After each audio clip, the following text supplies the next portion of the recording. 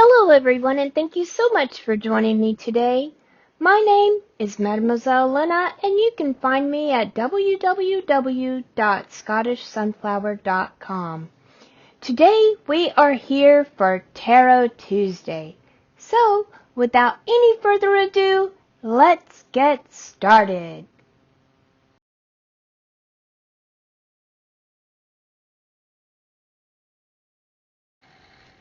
Pick a card, any card.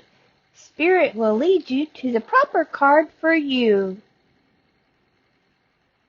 Got it? Okay. Let's go.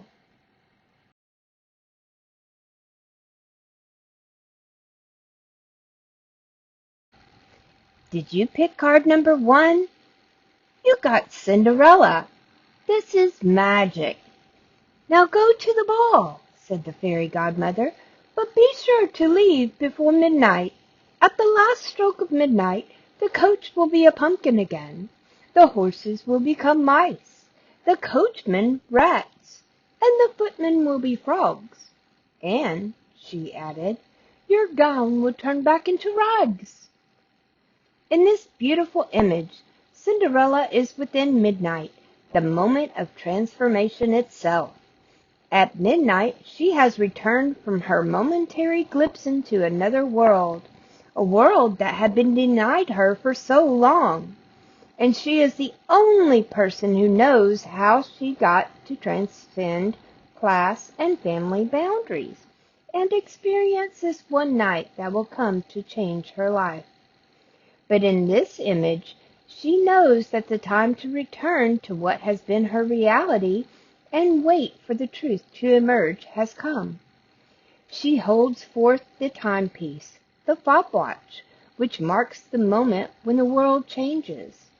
In this gesture, she reminds you that you too have the ability to move between the worlds that have seemed forbidden to you. You have seen how the other half lives, and nothing can take away from you the experience that you have had. But the hour to return is upon you as well. There is a time for glamour and mystique and great magic, and there is a time to return to the mundane. But you know now there is hope, because this is not the end of this story for the girl who spent her time in the ashes of the fireplace, in the cold and the filth. There will soon be a knock at the door for you, as there will be for her, and the proof will be there that it is your time to step out of the shadows and away from the cruelty and become the central point in a life that is better than you have dared dream of. And no matter how many people attempt to oust you, no one can take your place, for this is fate, and this is your destiny. This card also speaks to you of the sacred times that are magical and hold transformative qualities.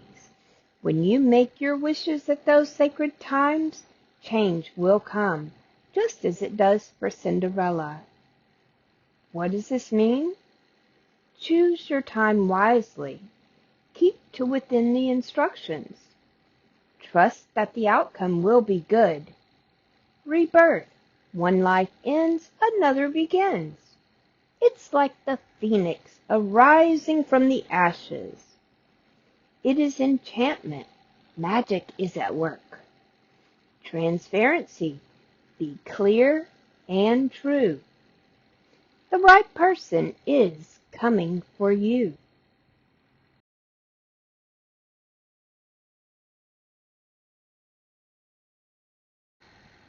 Or maybe you chose card number 2. If so, you get the Children of Lear. This is voice. Out with you upon the wild waves, children of the King. Henceforth your cries shall be with the flocks of birds. In this haunting tale from Ireland, we learn of 5 kings battling to rule over the Tuatha De Danann, the people of the land, sometimes called Fairy. One ruler is chosen, but one king walks from the gathering proclaiming himself their chieftain, in protest at the choice of the people, and to appease him in time and to ease the suffering he has at the death of his first wife in childbirth, the chief offers him his foster daughter to wed. And the king agrees, and is brought into the clan more closely, proving the wisdom and the patience of the great king of Tuatha. They have 4 children, a beautiful girl with long fair arms, a handsome boy, and 2 twin boys, who the wife dies giving birth to. Again, the kingdom is threatened by the grieving and the loss, and so the second foster daughter of the great chief weds the heartbroken king. And for a time she loves him and cherishes her nieces and nephews. But she grows jealous of his love for them, falls into a fever, and hits them with the druid rod of hazel, turning them into swans who must live for 900 years, in 3 different places for 300 years at a time. They retain their human voices and sensibility, and they sing more beautifully than any bird. They are able to stay with each other, and due to their beauty and their voices, they are loved by many.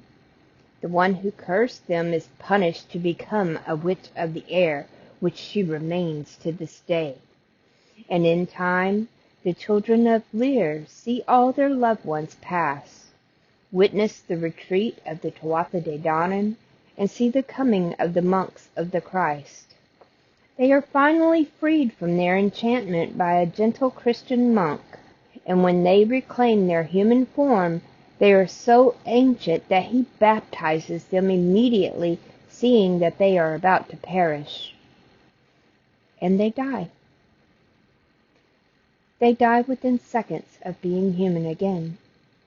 The children of Lear enter their graves together, the sister holding each brother under her arms and upon her breast, just as she did for 900 years when they were swans. This card is here to remind you of the eternal nature of your soul, that while lifetimes will shift and change, and you will transform from one incarnation to another, your soul is on a journey, and you are more than what takes place within this one lifetime. Your soul is ages old, has already traveled so far, and soon you will understand at least a part of the current journey for more than you do at the present. This card will also remind you that it is natural for your belief system to evolve and even radically alter throughout one lifetime. You are, most of all, allowed to follow the direction of the journey of the soul is taking you in. What does this mean for you? Your form may change, but your voice remains. Use your voice to speak your story. Shifts from one faith to another.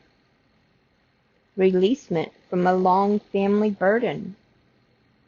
Wisdom to stay together with loved ones.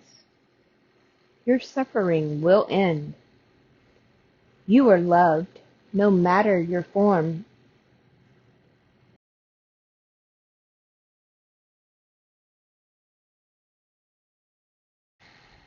Or perhaps you chose card number 3, the Sea Maiden.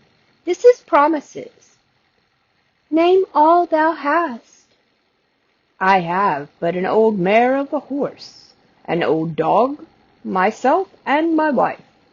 There's for thee all the creatures of the great world that are mine. Here, then are 3 grains for thee that thou shalt give thy wife this very night, and 3 others to the dog, and these 3 to the mare, and these 3 likewise thou shalt plant behind thy house, and in their own time thy wife will have 3 sons, the mare 3 foals, and the dog 3 puppies. And there will grow 3 trees behind thy house, and the trees will be a sign. When one of the sons dies, one of the trees will wither. Now take thyself home, and remember me when thy son is of age, and thou thyself wilt get plenty of fish after this." Everything happened as the sea maiden said. As so many fairy tales do, this one begins with a man wishing for more than he has. For this story is a metaphor. When times are lean, what do we give away in order to prosper? And when the time comes to make the payment, how do we deal with our changed feelings and circumstances? When times are tough, we make promises. So many.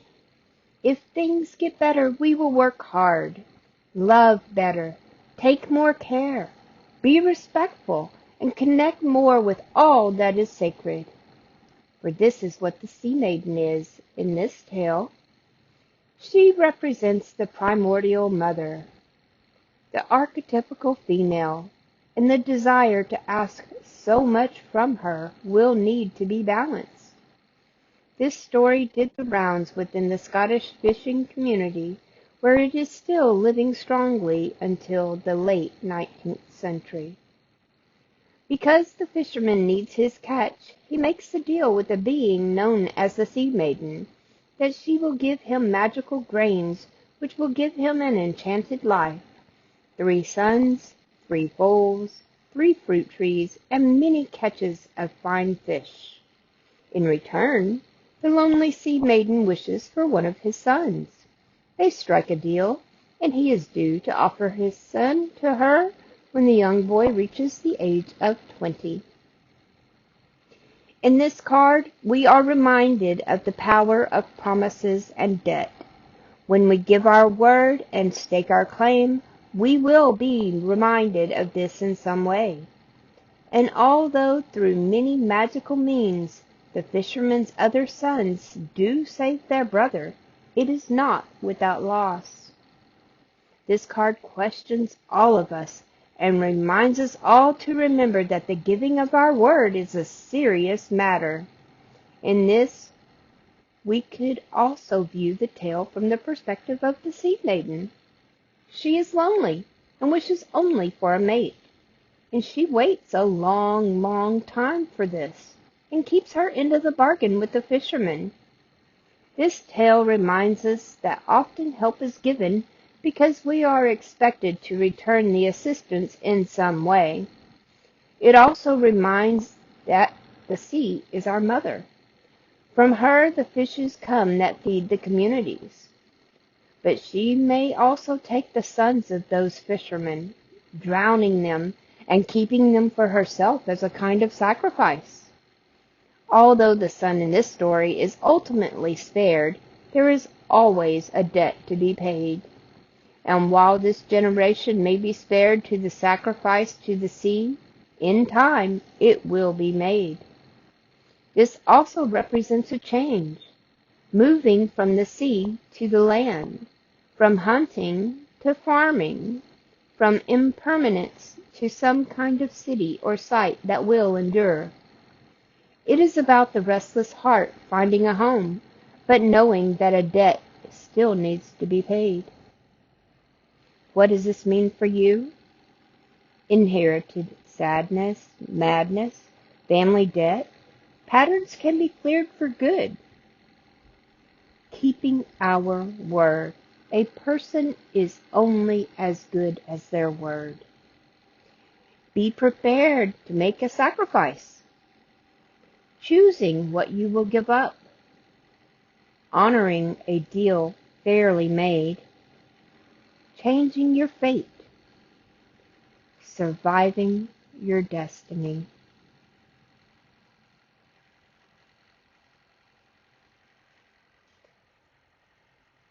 I hope that this reading has helped you and will help lead you and guide you throughout the week.